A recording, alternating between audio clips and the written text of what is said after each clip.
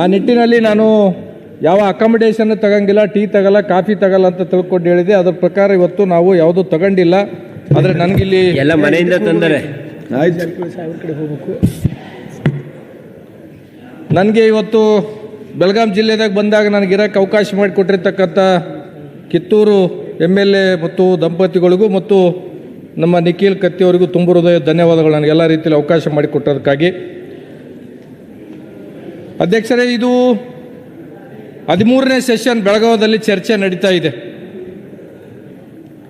ಕೇವಲ ಚರ್ಚೆಗಳು ಮಾತ್ರ ಏನಪ್ಪ ಅಂತಂದರೆ ನಡೀತಾ ಇದೆ. ಚರ್ಚೆಗೆ ಅಂತ್ಯ ಯಾವಾಗ ಅಂತ ತಿಳ್ಕೊಂಡು ಕೇಳ್ತಕ್ಕಂಥದ್ದು ಇವತ್ತು ನಮಗೆ ಒಂದು ಪ್ರಶ್ನೆ ಕಾಡ್ತಾ ಇದೆ. ಕಳೆದ 2023 ಅಧಿವೇಶನದಲ್ಲಿ, ನಮ್ಮದು ಇದು 3ನೇ ಅಧಿವೇಶನ, 2023 ಅಧಿವೇಶನದಲ್ಲಿ ಮನೆ ಮುಖ್ಯಮಂತ್ರಿಗಳು ಹೇಳಿದರು, ಪ್ರಾದೇಶಿಕ ಅಸಮತೋಲನೆ ನಿವಾರಣೆಗೆ ಡಾಕ್ಟರ್ ನಂಜುಂಡಪ್ಪ ವರದಿ ನೀಡಿರೋ ವರದಿ ಫಲಶ್ರುತಿ ಅಧ್ಯಯನಕ್ಕೆ ಹೈ ಪವರ್ ಕಮಿಟಿ ಇನ್ನೂ ಆಗಿಲ್ಲ. ಬೆಳಗಾವಿ ಸಮೀಪ 2000 ಎಕರೆ ಪ್ರದೇಶದಲ್ಲಿ ಹೊಸ ಕೈಗಾರಿಕೆ ಪ್ರದೇಶ ನಿರ್ಮಾಣ ಮಾಡಲು 500 ಎಕರೆ ಪ್ರದೇಶದಲ್ಲಿ ಕ್ಲಸ್ಟರ್ ಸ್ಥಾಪನೆ, ಅದು ಎಲ್ಲಿಗೆ ಬಂತು ಗೊತ್ತಿಲ್ಲ. ಧಾರವಾಡ ಸಮೀಪದ 3000 ಎಕರೆ ಪ್ರದೇಶದಲ್ಲಿ ಹೊಸ ಕೈಗಾರಿಕೆ ಪ್ರದೇಶ ನಿರ್ಮಾಣ, ರಾಯಚೂರದಲ್ಲಿ ಹತ್ತಿ ಆಧಾರಿತ ಕೈಗಾರಿಕಾ ಸ್ಥಾಪನೆಗೆ ಒತ್ತು, ವಿಜಯಪುರದಲ್ಲಿ 1500 ಎಕರೆ ಪ್ರದೇಶದಲ್ಲಿ ಉತ್ಪಾದನಾ ಕ್ಲಸ್ಟರ್ ಸ್ಥಾಪನೆ, ಉತ್ತರ ಕರ್ನಾಟಕದ ಪ್ರವಾಸೋದ್ಯಮ ಸಮಗ್ರ ಅಭಿವೃದ್ಧಿಗೆ ಕ್ರಿಯಾ ಯೋಜನೆ. ಇವತ್ತಿಗೂ ಇದು ಇನ್ನೂ ಆಗಿಲ್ಲ ಅಧ್ಯಕ್ಷರೇ. 24ರಲ್ಲಿ ಅಧ್ಯಕ್ಷರೇ ಮನೆ ಮುಖ್ಯಮಂತ್ರಿಗಳು ಘೋಷಣೆ ಮಾಡಿದರು. ಮೂಲಸೌಕರ್ಯಕ್ಕೆ 4000 ಕೋಟಿ, ಅಧಿವೇಶನದಲ್ಲಿ ಸಿದ್ದರಾಮಯ್ಯವರ ಪ್ರಕಟ, ಉತ್ತರಕ್ಕೆ ಪಂಚಸಂಕಲ್ಪ. ಗ್ರಾಮೀಣ ರಸ್ತೆ ಅಭಿವೃದ್ಧಿಗೆ 2000 ಕೋಟಿ ನೀಡುವುದಾಗಿ ಘೋಷಿಸಿದರು. ಈ ಘೋಷಣೆ ನಡುವೆ ಸರ್ಕಾರದಲ್ಲಿ ನಮಗೆ 10 ಕೋಟಿನ ಅಂತಂದರೆ ಮೊನ್ನೆ ಮುಖ್ಯಮಂತ್ರಿಗಳು ಕೊಟ್ಟಿದ್ದರು. ಇವತ್ತಿಗೆ 10 ಕೋಟಿ ರೂಪಾಯಿ, ಇವತ್ತಿಗೆ ಯಾವುದೂ ನಮ್ಗೆ ಇನ್ನೂ ದುಡ್ಡು ಬಂದಿಲ್ಲ, ಅನುದಾನ ಬಂದಿಲ್ಲ ಅಧ್ಯಕ್ಷರೇ. ಇದು ಘೋಷಣೆ ಮಾಡಿರ್ತಕ್ಕಂಥದ್ದು. ನಂಜುಂಡಪ್ಪ ವರದಿನ ಹೋಗಿ ಗೋವಿಂದರಾವ್ ವರದಿ ಅಂತ ತಿಳ್ಕೊಂಡು ಮಾಡಿದ್ರು. ಕಳೆದ ಸಲ 2024ರ ಬೆಳಗಾವಿ ಅಧಿವೇಶನದಲ್ಲಿ ಮನೆ ಮುಖ್ಯಮಂತ್ರಿಗಳು ಹೇಳಿದ್ರು 6 ತಿಂಗಳಲ್ಲಿ ವರದಿನ ಮಾಡಿಸ್ತೀವಿ ಅಂತ ತಿಳ್ಕೊಂಡು ಹೇಳಿದ್ರು. ಇನ್ನೂ ಅದನ್ನ ಏನಪ್ಪಂತಂದ್ರೆ ಆಗಿಲ್ಲ ಅಧ್ಯಕ್ಷರು. ನಮಗಿರ್ತಕ್ಕಂಥ ಸಮಸ್ಯೆಗಳದ್ದು ಪಟ್ಟಿ ಭಾಳ ಆಗಿದೆ ಅಧ್ಯಕ್ಷರೇ. ನಾನು ಒಂದನ್ನು ಮನೆ ಮುಖ್ಯಮಂತ್ರಿಗಳು ಇಲ್ಲಿದ್ದಾರೆ, ಮುಖ್ಯಮಂತ್ರಿಗಳಲ್ಲಿ ಕಳಕಳಿಯ ಮನವಿ ಮಾಡ್ತೀನಿ. ಆ ಭಾಗಕ್ಕೆ ಯಾರು ಏನು ಮಾಡಿದ್ರು, ಈ ಭಾಗಕ್ಕೆ ಯಾರು ಏನು ಮಾಡಿದ್ರು, ಈ ಸಲ ಚರ್ಚೆ ಮಾಡಲ್ಲ ಅಧ್ಯಕ್ಷರೇ. ನಮ್ಗೆ ಗೊತ್ತಾಗಿದೆ ಯಾಕೆ ನಮ್ಮ ಭಾಗ ಹಿಂದಕ್ಕೆ ಬಿದ್ದಿದೆ ಅಂತ ತಿಳ್ಕೊಂಡು ನಮಗೆ 2 ವರ್ಷದಾಗ ಗೊತ್ತಾಗಿದೆ ಅಧ್ಯಕ್ಷರೇ. ಒಂದನ್ನು ನಾನು ಮಾನ್ಯ ಮುಖ್ಯಮಂತ್ರಿಗಳಲ್ಲಿ ಕಳಕಳಿಯ ಮನವಿ ಮಾಡ್ತೀನಿ.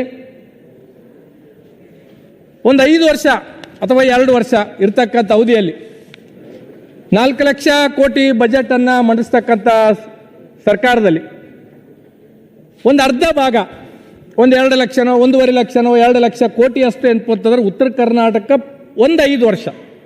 ಯಾಕಂದರೆ ನಮ್ಮ ಭಾಗದ ಜನ ನಮ್ಮ ಕೆಲಸ ಆಗಿಲ್ಲ, ಆ ಸರ್ಕಾರಗಳು ಮಾಡಿಲ್ಲ, ಈ ಸರ್ಕಾರಗಳು ಮಾಡಿಲ್ಲ ಅಂತ ತಿಳ್ಕೊಂಡು ಬರೀ ಭಾಷಣ ಮಾಡ್ಕೊಂತ ನಾವು ಹೊಟ್ಟಿದ್ದೀವಿ. ಒಂದು ಸಲ ಮುಖ್ಯಮಂತ್ರಿಗಳು ಈ ಸರ್ಕಾರ ಒಂದು ಪ್ರತ್ಯೇಕ ಬಜೆಟ್ ಉತ್ತರ ಕರ್ನಾಟಕಕ್ಕಾಗಿ ಈ ಸಲ ಅದನ್ನು ಮಾಡಬೇಕು. 1 ವರ್ಷ ನಮ್ಗೆ ಯಾವ ಶಾಸಕರಿಗೆ ಮತ್ತೊಂದು ಮಗದೊಂದು ಯಾವ ಅನುದಾನ ಬೇಡ ಅಧ್ಯಕ್ಷರೇ. 1 ವರ್ಷ ಎಜುಕೇಷನ್ಗಾಗಿ ಇಟ್ಬಿಡ್ರಿ, 1 ವರ್ಷ ಹೆಲ್ತಿಗಾಗಿ ಇಟ್ಟುಬಿಡ್ರಿ, 1 ವರ್ಷ ಎಲ್ಲ ಇರಿಗೇಷನ್ಗಾಗಿ ಇಟ್ಟುಬಿಡ್ರಿ, 1 ವರ್ಷ ಕುಡಿಯೋ ನೀರಿಗಾಗಿ ಇಟ್ಟುಬಿಡ್ರಿ, ಇನ್ನು 1 ವರ್ಷ ಇನ್ಫ್ರಾಸ್ಟ್ರಕ್ಚರ್ಗೆ ಇಟ್ಬಿಡ್ರಿ. ಇದನ್ನ ನಾನು ಕಳಕಳಿಯಾಗಿ ಮುಖ್ಯಮಂತ್ರಿಗಳಲ್ಲಿ ಮನವಿ ಮಾಡ್ತಕ್ಕಂಥದ್ದು. ಏನಾಗಿದೆ ಅಧ್ಯಕ್ಷರೇ ಅಂತಂದರೆ, ಈಗ ಎಜುಕೇಷನ್ಗೆ ಬರ್ತೀವಿ ಅಧ್ಯಕ್ಷರು. KPS ಶಾಲೆಗಳನ್ನು ಮಾಡಿರ್ತಕ್ಕಂಥದ್ದು ಸರ್ಕಾರ ನಾವು ಸ್ವಾಗತ ಮಾಡ್ತೀವಿ. ಅಲ್ಲಿ ಇಂಗ್ಲೀಷ್ ಟೀಚರ್ಸ್ ಬೇಕು ಅಧ್ಯಕ್ಷರೇ. ಕನ್ನಡ ಟೀಚರ್ಸ್ನ ಹೋಗಿ KPS ಶಾಲೆಗೆ ತಗೊಂಡ್ರೆ ಹೆಂಗಾಗುತ್ತೆ? ಈಗ ಇನ್ನೊಂದು ಏನಾಗಿದೆ ಅಧ್ಯಕ್ಷರೇ ಅಂದರೆ, ಮಾನ್ಯ ಶಿಕ್ಷಣ ಸಚಿವರು ಒಂದು 78 ಸ್ಟೇಟ್ಮೆಂಟ್ ಇದೆ ಅಧ್ಯಕ್ಷರು, ತಗೊಂಡ್ಬಂದಿದ್ದೀನಿ. 78 ಸ್ಟೇಟ್ಮೆಂಟ್ ಕೊಟ್ಟಿದ್ದಾರೆ ಇಲ್ಲಿವರೆಗೂ. ಐತಿಹಾಸಿಕ ತೀರ್ಮಾನ, ಶಿಕ್ಷಕರನ್ನ ನೇಮಕ ಮಾಡ್ತೀವಿ. ಆ ಐತಿಹಾಸಿಕ ತೀರ್ಮಾನದ ಐತಿಹಾಸಿಕ ದಿನ ಯಾವಾಗ ಬರುತ್ತೆ ಅಧ್ಯಕ್ಷರೇ? ನಮ್ಮ ಭಾಗದಾಗ ಅಧ್ಯಕ್ಷರೇ ಶಿಕ್ಷಕರು ಇಲ್ಲಾರ್ದು ಪ್ರತಿ ಸಲನೂ ಪ್ರತಿ ಹಿರಿಯರು ಕಿರಿಯರು ನಾವು ಅದನ್ನೇ ಮಾತಾಡ್ತಕ್ಕಂಥದ್ದು. ಅನೇಕ ಸಲ ನಾವು ಹೇಳಿರ್ತಕ್ಕಂಥದ್ದು, ಶಾಲೆ ಕಟ್ಕೊಂಡಿವಿ ಮಾಸ್ತರ್ದಾರಿಲ್ಲ, ದವಾಖಾನೆ ಕಟ್ಕೊಂಡಿವಿ ಡಾಕ್ಟರ್ದಾರಿಲ್ಲ. ಇದು ನಮ್ಮ ಭಾಗದ ಪರಿಸ್ಥಿತಿ ಅಧ್ಯಕ್ಷ. ಏನಾಗಿದೆ ಅಧ್ಯಕ್ಷರೇ ಅಂದರೆ, ನಮ್ಮಲ್ಲಿ ಶಿಕ್ಷಣದ ಬಗ್ಗೆ ಹೆಚ್ಚು ಅರಿವಿಲ್ಲ. ಅರಿವು ಮೂಡಿಸ್ತಕ್ಕಂಥ ಕೆಲಸ ಶಿಕ್ಷಣ ಇಲಾಖೆಯಿಂದ ಆಗಬೇಕಾಗಿತ್ತು. ಇವತ್ತು ಎಷ್ಟೋ ಜನ ಮಕ್ಕಳು ಏನಪ್ಪಂತಂದರೆ ನಮ್ಮಲ್ಲಿ 5ನೇದು 6ನೇದು ಓದ್ತಕ್ಕಂಥ ಶಾಲೆಗೆ ಓದ್ತಕ್ಕಂಥ ಮಕ್ಕಳು ಏನಪ್ಪಂದ್ರೆ ಲೇಬರ್ ಕೆಲಸಕ್ಕೆ ಹೋಗ್ತಾರೆ. ಲೇಬರ್ ಡಿಪಾರ್ಟ್ಮೆಂಟ್ದವ್ರು ಇವತ್ತಿಗೂ ಯಾದಗಿರಿ ಜಿಲ್ಲೆದಾಗ ಒಂದು ಏನಪ್ಪಂತಂದರೆ FIR ಮಾಡಿಲ್ಲ. ನಮ್ಮ ಭಾಗದಾಗ ಅನ್ಪ ಒಂದು ಅವೇರ್ನೆಸ್ ಕಾರ್ಯಕ್ರಮವನ್ನು ಮಾಡಬೇಕಾಗಿತ್ತು ಅಧ್ಯಕ್ಷರು. ಇವತ್ತು ಸಣ್ಣ ಸಣ್ಣ ಮಕ್ಕಳು ಶಾಲೆಯಲ್ಲಿಂದ ಎಷ್ಟೋ ಜನ ಏನಂತಂದ್ರೆ ಪ್ರತಿ ವರ್ಷ ಶಾಲೆ ಬಿಡ್ತಾ ಇದ್ದಾರೆ. ಅದಕ್ಕೇನು ಕಾರಣ? ಮತ್ತೆ ಮರಳಿ ಶಾಲೆಗೆ ತರೋದಕ್ಕೆ ಏನು ಕಾರ್ಯಕ್ರಮ ಹಾಕ್ಕೊಂಡಿದ್ವಿ, ಅದನ್ನ ಅವೇರ್ನೆಸ್ಸು ಗ್ರಾಮೀಣ ಪ್ರದೇಶದಲ್ಲಿ ಅದು ಇಲ್ಲಾರ್ದಂಗೆ ಆಗಿರ್ತಕ್ಕಂಥದ್ದಿದೆ. ಇವತ್ತು ಒಂದನ್ನು ನಮ್ಗೆ ಯಾರೋ ಬಂದು ಹೇಳ್ತಾ ಇದ್ರು, ಶಿಕ್ಷಕರು ಡಿಗ್ರಿ ಕಾಲೇಜ್ ಲೆಕ್ಚರ್ಗೆ ಏನಂತಾರೆ ಒಂದು 6,000 ಶಿಕ್ಷಕರು ಏನಂತಾರೆ ಸುಪ್ರೀಂ ಕೋರ್ಟ್ ಆರ್ಡರ್ಲಿಂದ ಅತಂತ್ರವಾಗಿದ್ದಾರೆ. ಅವ್ರಿಗೇನಾದರೂ ಶಾಶ್ವತವಾಗಿ ಸರ್ಕಾರ ಏನಾದರೂ ಮಾಡಬೇಕಾಗ್ತದೆ. ದಿನನಿತ್ಯ ಶಾಸಕರಿಗೆ ಮಂತ್ರಿಗಳಿಗೆ ಮನೆಗಳಿಗೆ ಬರ್ತಾರೆ, ಮನವಿ ಪತ್ರನ ಅವ್ರು ಸಲ್ಲಿಸ್ತಾರೆ. ಅದನ್ನೊಂದು ದಯಮಾಡಿ ಸರ್ಕಾರ ಮಾಡಬೇಕಂತ ತಿಳ್ಕೊಂಡು ಹೇಳ್ಬೇಕಾಗಿತ್ತು ಅಧ್ಯಕ್ಷರೇ. ನಾವು ಒಂದನ್ನು ಮನವಿ ಮಾಡ್ತಕ್ಕಂಥದ್ದು ಅಧ್ಯಕ್ಷರು, ಇವತ್ತು ಮನೆ ಮುಖ್ಯಮಂತ್ರಿಗಳು ಇಲ್ಲಿದ್ದಾರೆ.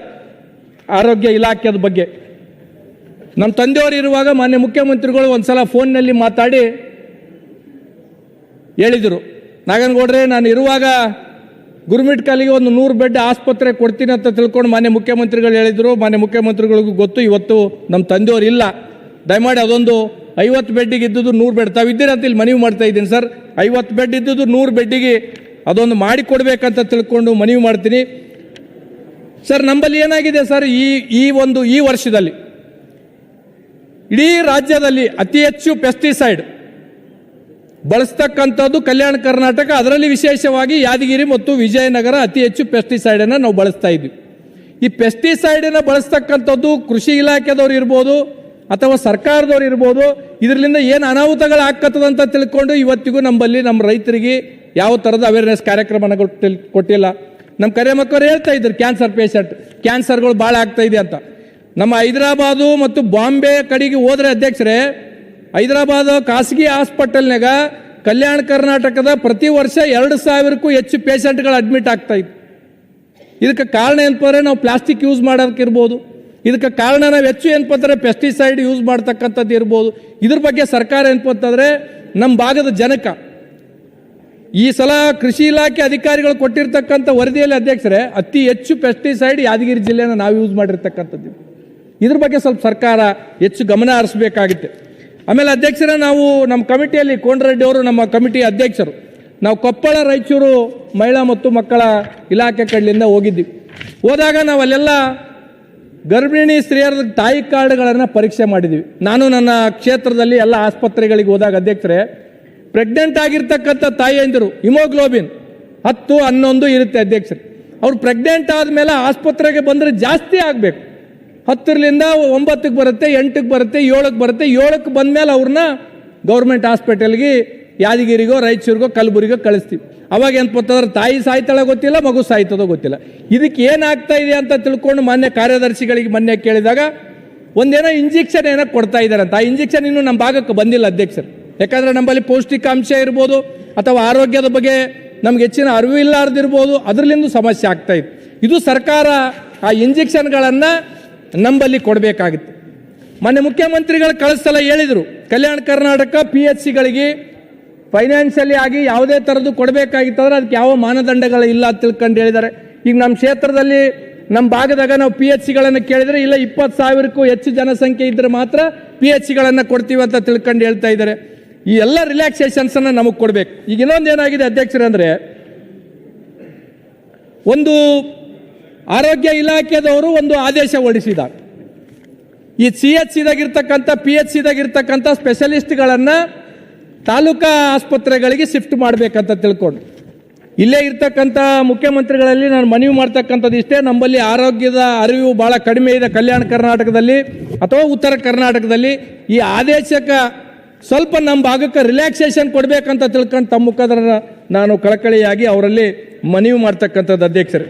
ನಮ್ಮ ಸಭಾಧ್ಯಕ್ಷರೇ, ಅದು PHC ಬಗ್ಗೆ ತಾವೇನು ಮಾತಾಡ್ತಾ ಇದ್ದೀರಿ, ಅದಕ್ಕೆಲ್ಲ IPHS ಸ್ಟ್ಯಾಂಡರ್ಡ್ ಪ್ರಕಾರನೇ ಮಾಡಬೇಕು. ನಾವು ಆರೋಗ್ಯ ಇಲಾಖೆ ಮತ್ತು ಕಲ್ಯಾಣ ಕರ್ನಾಟಕ ಅಭಿವೃದ್ಧಿ ಮಂಡಳಿ ವತಿಯಿಂದ ಸುಮಾರು 65 PHC ಮಾಡಬೇಕಂತ ನಾವು ಮಾಡಿದ್ವಿ. ಆದರೆ ಅದರದ್ದೆಲ್ಲ rules and regulation IPHS standard ಇದೆ, ಅದರ ಪ್ರಕಾರನೇ ಮಾಡಬಹುದು. ಸರ್, ಈಗ ಮುಖ್ಯಮಂತ್ರಿಗಳು ಅನೇಕ ಸಲ ಮುಖ್ಯಮಂತ್ರಿಗಳು ಅನೇಕ ಸಲ ಹೇಳಿರ್ತಕ್ಕಂಥದ್ದು ಇದೆ ಅಧ್ಯಕ್ಷರೇ. ಈ ತರದ್ದು ಯಾವುದೇ ಸಮಸ್ಯೆಗಳು ಬಂದಾಗ ಕಲ್ಯಾಣ ಕರ್ನಾಟಕ ರಿಲ್ಯಾಕ್ಸೇಷನ್ ಕೊಡ್ರಿ ಅಂತ ಮಾನ್ಯ ಮುಖ್ಯಮಂತ್ರಿಗಳು ಅನೇಕ ಸಲ ಹೇಳಿರ್ತಕ್ಕಂಥದ್ದಿದೆ. ನಮ್ಮ ಬಗ್ಗೆದಾಗ ಏನ್ಪತ್ತಂದ್ರೆ ನೀವು ಆರೋಗ್ಯ ಆವಿಷ್ಕಾರ ಅಂತ ತಿಳ್ಕೊಂಡು ಏನು ಮಾಡ್ತಾ ಇದ್ರಿ, ಇದರಲ್ಲಿ ರಿಲ್ಯಾಕ್ಸೇಷನ್ ಕೊಡ್ಬೇಕಂತ ನಮ್ಮ ಧ್ವನಿ ನೀವು ಆಗ್ಬೇಕು ಸರ್. ನೀವೇ ಇಲ್ಲ ಅಂತ ತಿಳ್ಕೊಂಬಿಟ್ರೆ ನಾವ್ಯಾರ ಕೇಳ್ಕೊಳ್ಳೋದು ಮಾಡಬೇಕು. ಆಮೇಲೆ ಇನ್ನೊಂದು ಏನಾಗಿದೆ ಅಧ್ಯಕ್ಷರೇ, ಬಹುತೇಕ ಶ್ರೀಮಂತರು ಮಕ್ಕಳಿಲ್ಲಾರ್ದವರು ಏನಂತಂದ್ರೆ ಪ್ರೈವೇಟ್ ಹಾಸ್ಪಿಟ್ಲ್ಗಳಿಗೆ ಹೋಗ್ತಾರೆ ಅಧ್ಯಕ್ಷರೇ. ನಮ್ಮಲ್ಲಿ ಉತ್ತರ ಕರ್ನಾಟಕ ಕಿಮ್ಸ್ನಾಗ ಸರ್ಕಾರ ಒಂದು ಶಾಂಕ್ಷನ್ ಆಗಿದೆ. ಸರ್ಕಾರದಾಗ ಬಡವರ ಮಕ್ಕಳಿಗೆ, ತಾಯಿ ಇಲ್ಲಾರ್ದಂಥವ್ರಿಗೆ, ಮಕ್ಕಳಿಲ್ಲಾರ್ದಂಥ ತಾಯಿ ಅಂದಿರಿಗೆ ಸರ್ಕಾರಿ ಆಸ್ಪತ್ರೆಗೆ ಬಂದು ಫ್ರೀದಾಗ ಟ್ರೀಟ್ಮೆಂಟ್ ತಗೊಂಡು ಮಕ್ಕಳು ಮಾಡಿಸ್ಕೊಳ್ಳಿ ಅಂತ ತಿಳ್ಕೊಂಡು ಒಂದು IVF ಕೇಂದ್ರವನ್ನು ಕಿಮ್ಸ್ಗೆ ಕೊಟ್ಟಿದ್ದಾರೆ. ಆದರೆ ಅದಕ್ಕೆ ಇವತ್ತಿಗೂ ದುಡ್ಡು ಬಿಡುಗಡೆ ಆಗಿಲ್ಲ. ಯಾಕಂತಂದರೆ ನಮ್ಮಲ್ಲಿ ಪ್ರೈವೇಟ್ ಹಾಸ್ಪಿಟ್ಲ್ಗಳಿಗೆ ತಾಯಿ ಅಂದ್ರೆ ಹೋದ್ರೆ ಅಧ್ಯಕ್ಷರು ಬಡವರು ಹೋಗೋಕೆ ಆಗಂಗಿಲ್ಲ. ಅದಕ್ಕೆ ಇದ್ರನ್ನ ಒಂದು ಸ್ವಲ್ಪ ಮಾನ್ಯ ಮುಖ್ಯಮಂತ್ರಿಗಳು ಇದಕ್ಕೆ ಒಂದಿಷ್ಟು ಗಮನ ಹರಿಸಿ ದುಡ್ಡುಗಳನ್ನು ಕೊಟ್ಟರೆ ಬಡ ಮಕ್ಕಳು ತಾಯಂದಿರು ಅಂತಂದ್ರೆ ನೆನ್ಪಿಡ್ತಕ್ಕಂಥ ಕೆಲಸ ಆಗ್ತದೆ. ಆಮೇಲೆ ಅಧ್ಯಕ್ಷರು ಇನ್ನೊಂದು ಏನಾಗಿದೆ, ಈ NHM ಸರ್ವೆಂಟ್ಸ್ ಏನಾಗಿದೆ ಅಧ್ಯಕ್ಷರೇ, ಅವ್ರು ಸುಮಾರು 10-12 ವರ್ಷದಿಂದ ಕೆಲಸ ಮಾಡ್ತಾ ಇದ್ದಾರೆ. ಈಗ ಅವರಿಗೆ ಸರ್ಕಾರ ಏನೋ ತೆಗಿಬೇಕಂತ ತಿಳ್ಕೊಂಡು ಹೇಳ್ತಾ ಇದೆ. ಮಾನ್ಯ ಉಪಮುಖ್ಯಮಂತ್ರಿಗಳು ಸರ್ಕಾರಕ್ಕೊಂದು ಮನವಿ ಮಾಡಿದ್ದಾರೆ. ನಾವು ಕಾಂಗ್ರೆಸ್ ಸರ್ಕಾರ ಗ್ಯಾರಂಟಿಗಳಲ್ಲಿ ಘೋಷಣೆ ಮಾಡಿದ್ದೀವಿ, ಹಾಗಾಗಿ ಅಂತಂದ್ರೆ ಇವ್ರನ್ನ ಕಾಯಂಗೊಳಿಸ್ಬೇಕಂತ ತಿಳ್ಕೊಂಡು ಅನೇಕ ಜನ ಅವ್ರು ಬೀದಿಗೆ ಬಿದ್ದಿದ್ದಾರೆ. ಶಾಸಕರು ಮತ್ತು ಮಂತ್ರಿಗಳ ಹತ್ರ, ಬೇರೆ ಬೇರೆಯವ್ರ ಹತ್ರ ಬಂದು ಅಂತಂದ್ರೆ ಮನವಿ ಮಾಡ್ತಕ್ಕಂಥದ್ದು ಅಧ್ಯಕ್ಷರೇ. ಇವತ್ತು ನಮ್ಮಲ್ಲಿ ಉದ್ಯೋಗಕ್ಕಾಗಿ ಅನೇಕ ಪ್ರತಿಭಟನೆಗಳನ್ನು ಮಾಡ್ತಾ ಇದ್ದಾರೆ. ಇವತ್ತು ಧಾರವಾಡದಲ್ಲಿ ಆರಂಭಗೊಂಡಿದೆ ಅಧ್ಯಕ್ಷರೇ. ಅಲ್ಲಿಂದ ಅನೇಕ ವಿದ್ಯಾರ್ಥಿಗಳು ನಮಗೆ ಫೋನ್ ಮಾಡ್ತಾ ಇದ್ದಾರೆ, ನೀವೆಲ್ಲ ಅಧಿವೇಶನದಾಗಿದ್ದೀರಿ, ಸರ್ಕಾರದಾಗಿದ್ದೀರಿ, ನೀವು ಮಾತಾಡ್ರಿ ಅಂತ ತಿಳ್ಕೊಂಡು. ಇವತ್ತು ಏನಾಗಿದೆ ಅಧ್ಯಕ್ಷರೇ, ನಮ್ಮ ಭಾಗದಾಗ ಈಗಾಗಲೇ ಒಂದು ಪಟ್ಟಿನ ನಮ್ಮ ಹತ್ರ ಬಂದಿದೆ ಅಧ್ಯಕ್ಷರು. ಈಗ 6 ತಿಂಗಳ ಒಂದೊಂದು ವರ್ಷಕ್ಕೆ ಅಂತಂದ್ರೆ ಧಾರವಾಡಕ್ಕೆ ಅಂತಂದ್ರೆ ಕೋಚಿಂಗ್ ಬರ್ತಾರೆ. ಕೋಚಿಂಗ್ ಮಾಡ್ಕೊಂಡು ಸಾಲ ಮುಗಿಸ್ಕೊಂಡು ಅಂತಂದ್ರೆ ಮನೆಗೆ ಹೋಗ್ಬೇಕಂದ್ರೆ ತಂದೆ ತಾಯಿ ನೀನು ಏನಾದ್ರು ನೌಕರಿ ಮಾಡ್ಕಪ್ಪ, ಇಲ್ಲಿ ಬಂದ್ರೆ ಅಂತಂದ್ರೆ ನಾವೇನು ಉತ್ತರ ಕೊಡ್ಬೇಕಂತ ತಿಳ್ಕೊಂಡು ಅಂತಂದ್ರೆ ಅಲ್ಲಿ ಮಕ್ಕಳಿಗೆ ಒತ್ತಡ ಆಗ್ತಾ ಇದ್ದಾರೆ. ಅವ್ರು ಸಾಲ ಸೂಲ ಮಾಡ್ಕೊಂಡು ಬಂದು ಇಲ್ಲಿ ಕೋಚಿಂಗು ಮುಗಿತೆ. ಅವ್ರು ಕೋಚಿಂಗ್ ಆದಮೇಲೆ ಏನು ಮಾಡ್ಬೇಕಂಬೋದು ಅತಂತ್ರದಾಗ ವಿದ್ಯಾರ್ಥಿಗಳಿದ್ದಾರೆ. ಇವತ್ತು 2,24,000 ರೂಪಾಯಿ, 2,84,000 ಇರ್ತಕ್ಕಂಥ ಖಾಲಿ ಇರ್ತಕ್ಕಂಥ ಪೋಸ್ಟ್ಗೆ ಕೇವಲ 24,000 ಕಾಲ್ಫಾರ್ಮ್ ಮಾಡಿದ್ದೀರಿ. ಅದರಲ್ಲಿ ಏನಪ್ಪಂದ್ರೆ 2 ವರ್ಷ ನೆನಪಂತಂದ್ರೆ ಏರಿಕೆ ಮಾಡಿದ್ದೀರಿ, ಸಂತೋಷ. ಅದ್ರ ಕಾಲ್ಫಾರ್ಮನ್ನು ಪೂರ ಮಾಡಬೇಕಲ್ಲ. ಇಲ್ಲಿ ಇರ್ತಕ್ಕಂಥ ವಿದ್ಯಾರ್ಥಿಗಳು ಏನಪ್ಪಂದ್ರೆ ನಮಗೆ ಬಂದು ದಿನನಿತ್ಯ ಏನಪ್ಪಂದ್ರೆ ನೀವು ಮಾತಾಡ್ರಿ ಅಂತ ತಿಳ್ಕೊಂಡು ಹೇಳ್ತಾರೆ. ಇದಕ್ಕೇನಾದರೂ ಸರ್ಕಾರ ಗಂಭೀರವಾಗಿ ತಗೋಬೇಕಾಗುತ್ತೆ. ಇವತ್ತು ಅಧ್ಯಕ್ಷರೇ, ಇವತ್ತು ಉತ್ತರ ಕರ್ನಾಟಕದಲ್ಲಿ ನಮ್ಮಲ್ಲಿ ಏನಪ್ಪಂತಾರೆ ಒಳ್ಳೆ ಫ್ಯಾಕ್ಟ್ರಿಗಳನ್ನು ಕೊಡಬೇಕಂತ ತಿಳ್ಕೊಂಡು ಹೇಳಿದ್ವಿ. ಅನೇಕ ಸಲ ಮುಖ್ಯಮಂತ್ರಿಗಳು ಘೋಷಣೆ ಮಾಡಾಗಿದೆ.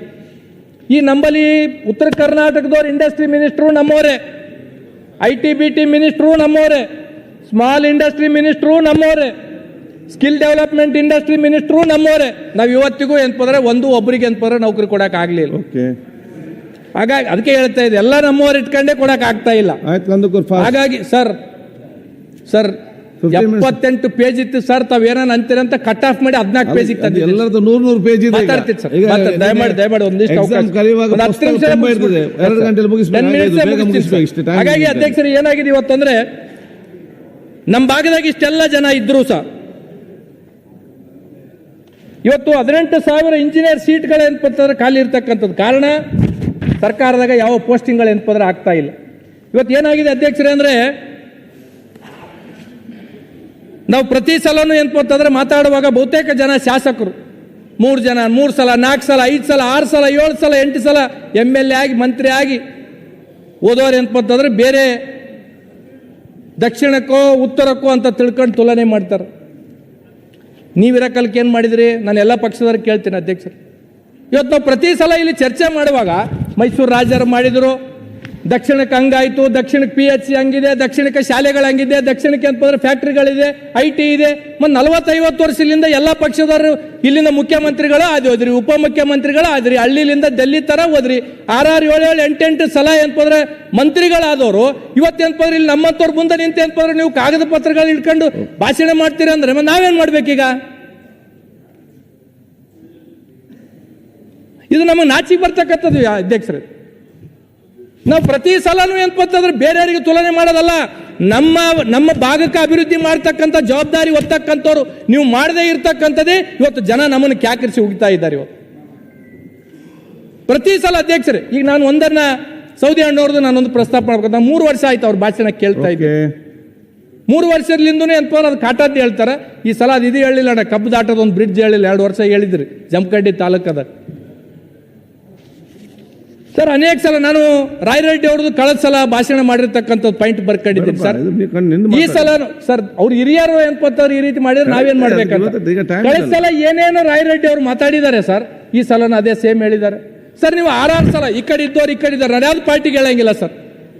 ಸರ್ ನೀವು 7-8 ಸಲ MLA ಆಗಿಗಳು ನೀವೇ ಬಂದು ಅನ್ಕೊಂಡ್ರೆ ಈ ರೀತಿ ಪ್ರಶ್ನೆ ಕೇಳಿದ್ರೆ ನಾವು ಒಂದ್ಸಲ ಆದವ್ರು ನಾವೇನ್ ಮಾಡ್ಬೇಕೀಗ? ನಾವ್ ಯಾರಿಗ ಹೋಗಿ ಕೇಳಬೇಕು?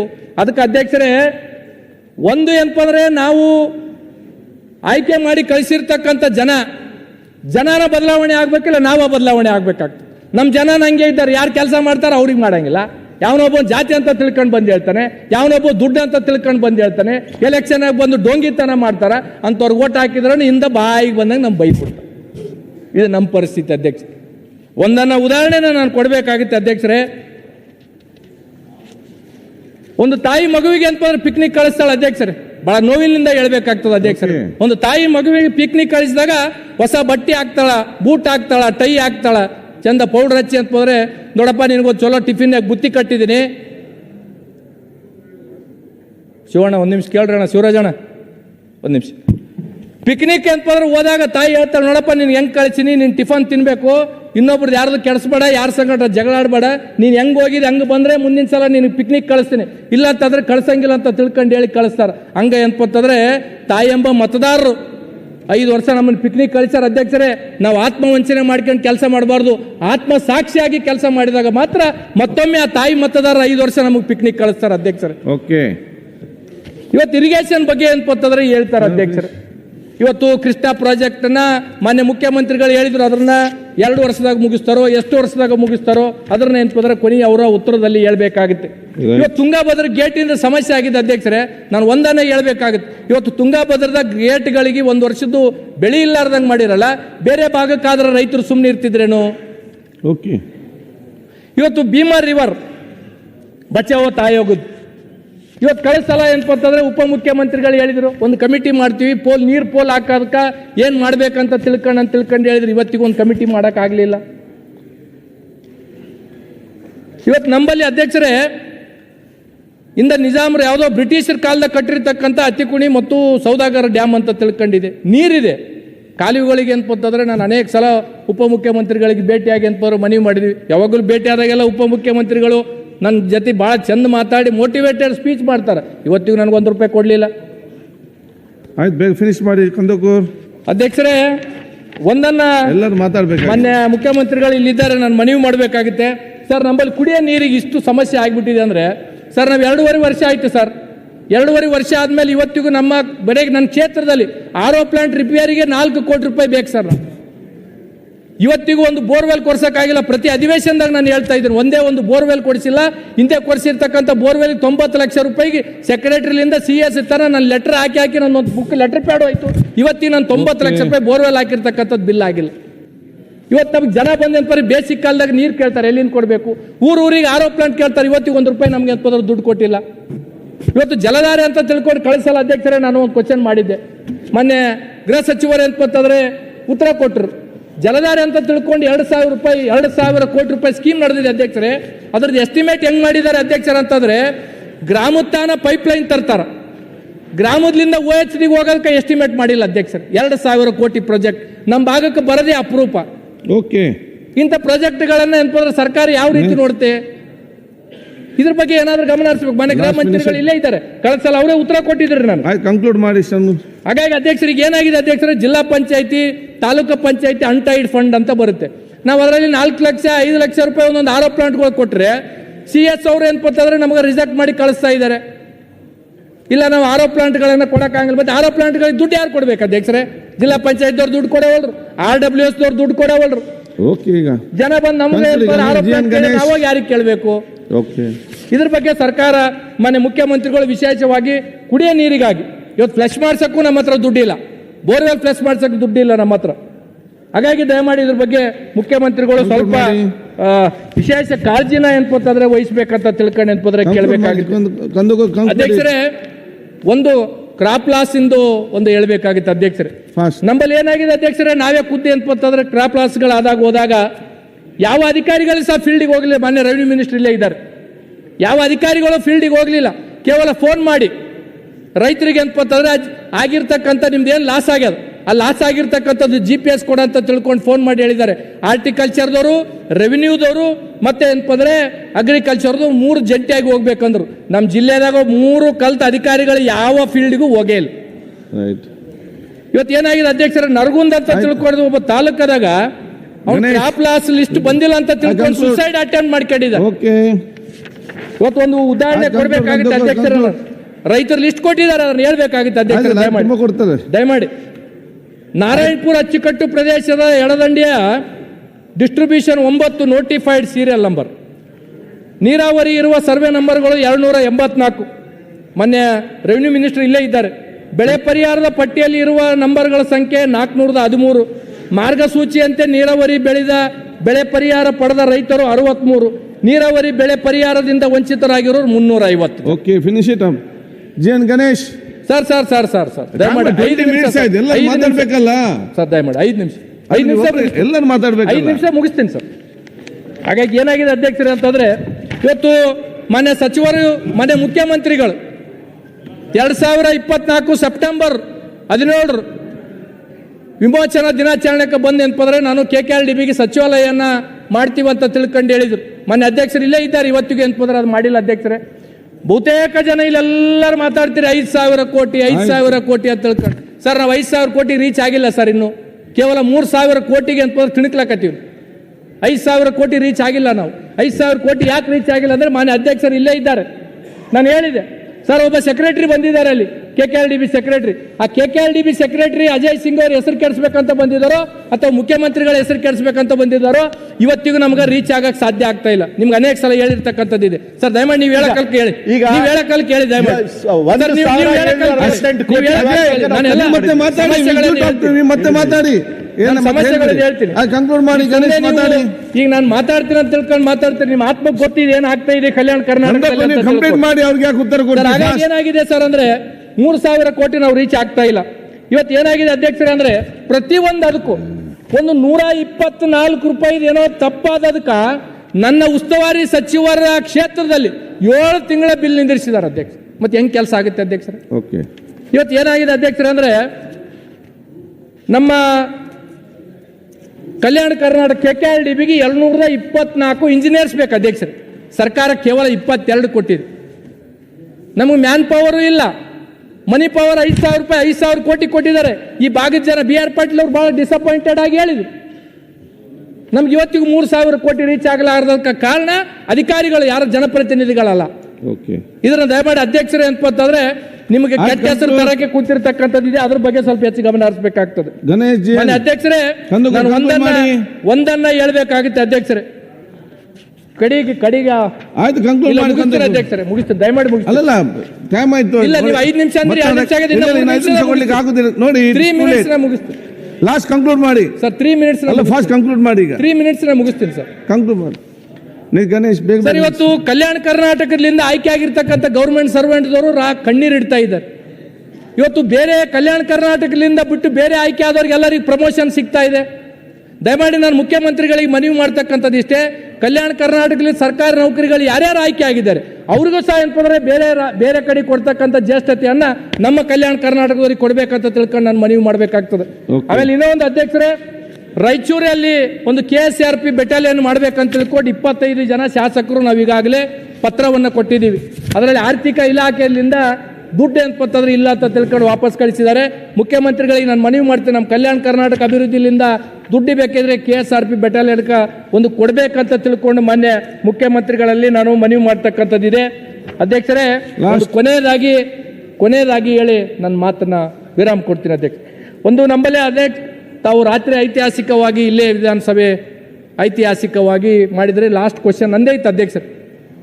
ಆ ಕ್ವಶನ್ಗೆ ಅಂತಂದ್ರೆ ಇಂಡಸ್ಟ್ರಿ ಮಿನಿಸ್ಟ್ರಿಗೆ ಕಡೆ ಚೂರು ಬಾಡಿ ಹಾಲ್ಕೆ ಅಂತ ಬಂತಂದ್ರೆ ಅಲ್ಲಿ ಕೆಮಿಕಲ್ ಫ್ಯಾಕ್ಟ್ರಿಗಳನ್ನು ಮುಚ್ಚಬೇಕಂತ ತಿಳ್ಕೊಂಡು 5 ಸಲ ಕ್ವಶನ್ ಕೇಳಿ ನೀವು ಅಧಿವೇಶನದ ಕ್ವಶನ್ ಹಾಕಿಲ್ಲ ಅಧ್ಯಕ್ಷರೇ. ಮಾನ್ಯ ಮಂತ್ರಿಗಳು ಹೇಳಿದ್ರಿಲ್ಲ ಅದನ್ನ ನಾವು ಮುಸ್ತೀವಿ ಅಂತ ತಿಳ್ಕೊಂಡು ಹೇಳಿದ್ರು, ತಾವು ಬೆಳಗ್ಗೆ ಮತ್ತೆ ಮರುದಿನ ಹೇಳಿದ್ರು. ಇವತ್ತಿಗೂ ಎಂತಂದ್ರೆ ಕೆಮಿಕಲ್ ಫ್ಯಾಕ್ಟ್ರಿಗಳನ್ನ ಇವತ್ತಿಗೆ ಎಂತಂದ್ರೆ ಮುಚ್ಚಿಲ್ಲ ಅಧ್ಯಕ್ಷರೇ. ಇವತ್ತು ನಮ್ಮ ಕೊಪ್ಪಳದಾಗಿರ್ತಕ್ಕಂಥ ಅಜ್ಜೋರು ಎಂತಂದ್ರೆ ಬೀದಿಗೆ ಬಂದು ಇದ್ದರು, ಕಣ್ಣೀರಿಟ್ಟರು ಅಧ್ಯಕ್ಷರೇ. ಇವತ್ತು ಈ ರಾಜ್ಯ ಈ ನಾಡಿನಾಗ ಬಡವರಿಗಾಗಿ ಮಕ್ಕಳಿಗಾಗಿ ಅಂತಂದ್ರೆ ಜೋಳಿಗೆ ಇಟ್ಟಿರ್ತಕ್ಕಂಥವ್ರು ಸಿದ್ಧಗಂಗಾ ಮಠದವರಾದರೆ ಆ ಭಾಗದ ಜನರಿಗೆ ಅಂತಂದ್ರೆ ಮಕ್ಕಳಿಗೆ ಅನುಕೂಲ ಆಗಲಿ, ಆ ಭಾಗದ ಮಕ್ಕಳಿಗೆ ಮುಂದಿನ ಭವಿಷ್ಯಕ್ಕೆ ಕೆಮಿಕಲ್ ಫ್ಯಾಕ್ಟ್ರಿಗಳಿಂದ ಅನಾನುಕೂಲ ಆಗ್ತದೆ ಅಂತ ತಿಳ್ಕೊಂಡು ಕೊಪ್ಪಳ ಅಜ್ಜಿಯವ್ರು ಕಣ್ಣೀರಿಟ್ಟರು ಅಧ್ಯಕ್ಷರೇ. ಇದು 2ನೇ ಸಲ ನಾನು ಹೇಳ್ತಕ್ಕಂಥದ್ದು. ಈ ಸರ್ಕಾರದ ಧೋರಣೆಗಳಿಂದ ಏನಪ್ಪಂದ್ರೆ ಅಜ್ಜಿಯವ್ರು ಹೊರಗೆ ಬರಲಾರ್ದಂಗೆ ಆಗಿದೆ. ಅವ್ರ ಕಣ್ಣೀರಿನ ಚಾಪ ಜನಪ್ರತಿನಿಧಿಗಳಿಗೆ ಸರ್ಕಾರಕ್ಕೆ ಏನಪ್ಪಂದ್ರೆ ತಟ್ಟಕ್ಕಂಥದ್ದು ಕೆಲಸ ಆಗುತ್ತೆ ಅಧ್ಯಕ್ಷ. ಒಂದನೇದ್ದು ಲಾಸ್ಟ್ ಗಣೇಶ್ 40 ಸೆಕೆಂಡ್ನೇ ಮುಗಿಸ್ತೀನಿ ಸರ್, 40 ಸೆಕೆಂಡ್ನೇ ಮುಗಿಸ್ತೀನಿ ಸರ್. ನಮ್ಮಲ್ಲಿ ಹಾಸ್ಟೆಲ್ಗಳ ಪರಿಸ್ಥಿತಿ ಬಹಳ ಗಂಭೀರವಾಗಿದೆ. ಇವತ್ತು ಹಾಸ್ಟೆಲ್ಗಳಿಗೆ ಬರ್ತಕ್ಕಂಥ ಬಡವರಿಗೆ ಇವತ್ತು ಕೊಪ್ಪಳ ಯಾದಗಿರಿ ಅಂತ ಹಾಸ್ಟೆಲ್ಗಳಿಗೆ ಬಂದರೆ ಮಕ್ಕಳು ಏನಪ್ಪಂತಂದ್ರೆ ಸರ್ 15-16ನೇ ವರ್ಷನಾಗ ತಾಯಿಯಂದ್ರೆ ಗರ್ಭಿಣಿ ಆಗ್ತಾ ಇದ್ದಾರೆ ಸರ್. ಇದ್ರ ಬಗ್ಗೆ ಸರ್ಕಾರ ಮತ್ತು ಮಾನ್ಯ ಮುಖ್ಯಮಂತ್ರಿಗಳಲ್ಲಿ ಬಹಳ ಗಂಭೀರವಾಗಿ ನಾನು ಮನವಿ ಮಾಡ್ತಕ್ಕಂಥದ್ದು ಇಷ್ಟೇ ಇದೆ. ಯಾವ ಹಾಸ್ಟೆಲ್ಗಳಿಗೆ ಬಡವರು ಬರ್ತಾರೆ ಅಲ್ಲಿ ಪ್ರತಿ ತಿಂಗಳು ಆರೋಗ್ಯ ಇಲಾಖೆದವರು ಟೆಸ್ಟ್ ಮಾಡ್ತಾರೆ. ಕೇವಲ ಒಮ್ಮಿಗೆ 9 ತಿಂಗಳು ಡೆಲಿವರಿ ಅಂತ ತಿಳ್ಕೊಂಡು ಬರ್ತಾರಂದ್ರೆ ಯಾರು ದೋಷಣೆ ಇದಕ್ಕೆ? ಯಾರು ಇದನ್ಪಂದ್ರೆ ಇದಕ್ಕೆ ಮಾಡಬೇಕಾಗುತ್ತೆ, ಇದಕ್ಕೆ ಏನಪ್ಪಂದ್ರೆ ಮಾಡಬೇಕಾಗುತ್ತೆ. ಆಮೇಲೆ library workers library workers library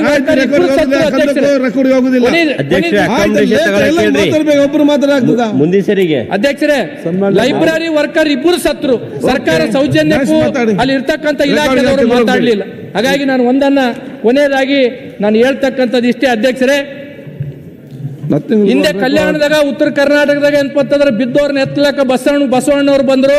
ಅಭಿವೃದ್ಧಿದಾಗ ಬಿದ್ದಿರ್ತಕ್ಕಂಥ ನಮ್ಮನ್ನ ಏನಪ್ಪಂತಂದ್ರೆ ಬಸವತ್ತಂತ ಸರ್ಕಾರಗಳು ಬರ್ಬೇಕಂತ ತಿಳ್ಕೊಂಡು ಹೇಳಿ ನಾನು ಒಂದು ಮನವಿ ಮಾಡ್ತಕ್ಕಂಥದ್ದು ಇಷ್ಟೇ ಇದೆ. ದಯಮಾಡಿ ಮತ್ತೊಮ್ಮೆ ಪ್ರತ್ಯೇಕ ಬಜೆಟ್ ಅನ್ನ ಮಾನ್ಯ ಮುಖ್ಯಮಂತ್ರಿಗಳು ಕೊಡ್ಬೇಕಂತ ತಿಳ್ಕೊಂಡು ಹೇಳಿ ನನ್ನ ಮಾತಿಗೆ ವಿರಾಮಿಸ್ತೀನಿ ಅಧ್ಯಕ್ಷರೇ. ಗಣೇಶ್ ಅವರು